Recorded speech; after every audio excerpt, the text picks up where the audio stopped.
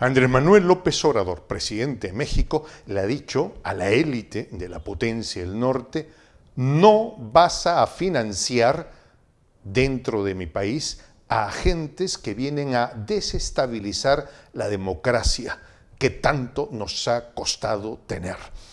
De manera concreta, el presidente mexicano ha dicho que va a usar los recursos diplomáticos a los que tiene disposición para exigirle a la élite de la potencia del norte que deje de entregarle dinero a ONGs, entre comillas, que en realidad son una sarta de sujetos que se reúnen para recibir dinero y articular una oposición deshonesta contra el proceso que lleva a cabo la Cuarta Transformación.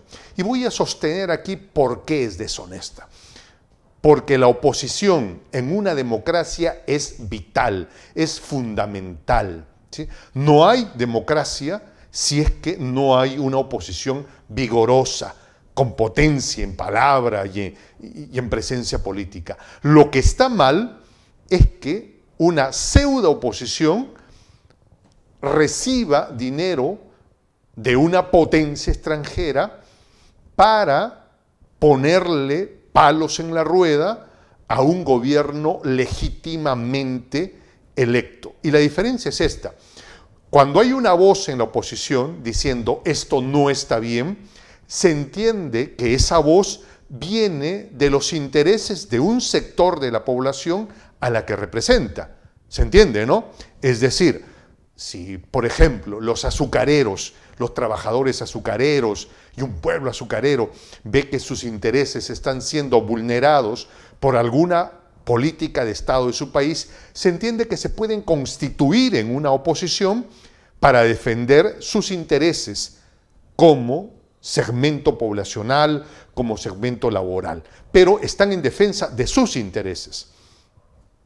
Si alguien con un bolsillo muy grande desde la potencia del norte financia la oposición, lo hace para cautelar sus intereses.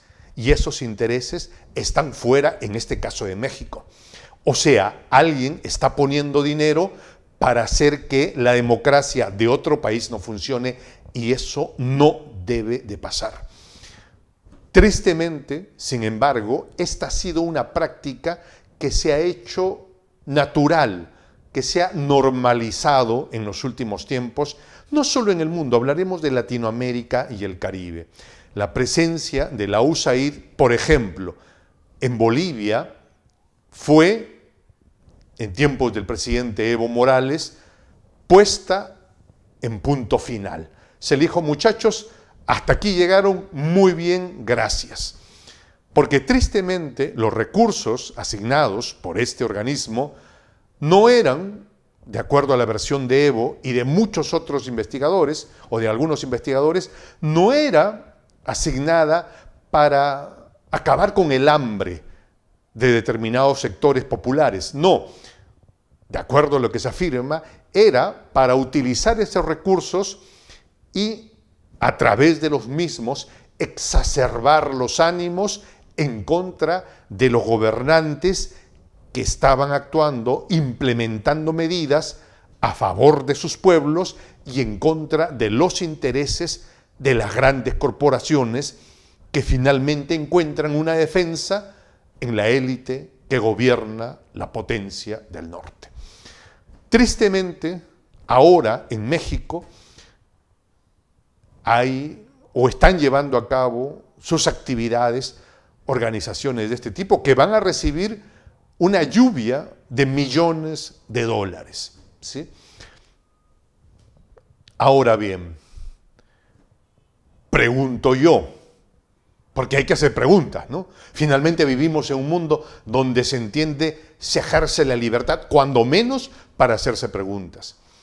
¿La élite del norte estaría de acuerdo en aceptar que, supongamos, México o los países de Latinoamérica y el Caribe financien a agentes para defender sus intereses dentro del territorio de la potencia del norte?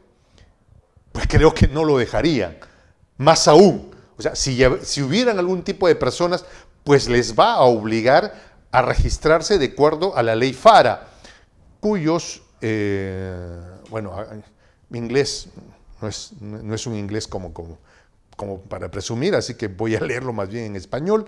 La ley FARA es Ley de Registro de Agentes Extranjeros, la ley FARA. Es decir, si alguien quisiera hacer en Estados Unidos lo que los fondos de USAID están haciendo en México, tendrían la obligación de registrarse en un padrón e informar de manera sistemática a las autoridades de la potencia del norte de quién están recibiendo plata, cómo lo están gastando, qué actividades están llevando. Porque para ellos lo que hacen en nuestro territorio está bien y por qué ellos no permiten que eso suceda en su propio territorio. Porque está mal, pues. Porque está mal que cualquiera se meta a tu casa y comience a socavar los cimientos de lo que has construido. Andrés Manuel López Obrador, en estos últimos meses sobre todo, está teniendo una franca defensa de los intereses mexicanos, y he de decirlo, de alguna manera, como hombre de la patria grande, como ciudadano de esta región latinoamericana y del Caribe, de este Perú, que en lo personal, tengo que decirles, ha sufrido tanto en los últimos tiempos, que la actitud de Andrés Manuel López Obrador sirve para poner una línea y decir, esto no está bien, no se debe hacer.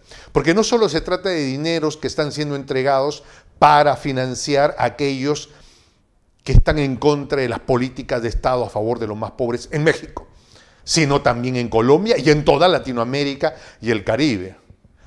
Hay que acordarnos que 12 meses antes de la caída, de la triste caída del presidente Allende en Chile, USAID ya llevaba prácticas de entregar dinero en ciertos sectores con la finalidad de generar una sensación de disconformidad. Aquí, Andrés Manuel López Obrador ya está poniendo una raya y señalando, esto no está bien, esto no se hace. Creemos, y estamos de acuerdo cuando Andrés Manuel dice, ¿no? Si Estados Unidos quiere mejorar, quiere resolver su crisis interna, tiene que cambiar esas antiguas formas de hacer política. Y decirlo, además, América, me refiero desde la parte norte, muy norte, hasta el sur, América ha tenido una triste historia de sometimiento de un sector hacia uno privilegiado. Esta historia se acaba. Se acaba porque llegaron nuevos tiempos. Se acaba porque tomamos conciencia de eso. Y a los ciudadanos de Estados Unidos les decimos que hacia ellos guardamos un profundo sentimiento de afecto, respeto, de amor americano, ¿sí? Pero que tiene que sustentarse en el respeto de unos hacia otros. No podemos de ninguna manera aceptar que se lleven prácticas de sometimiento del norte hacia acá.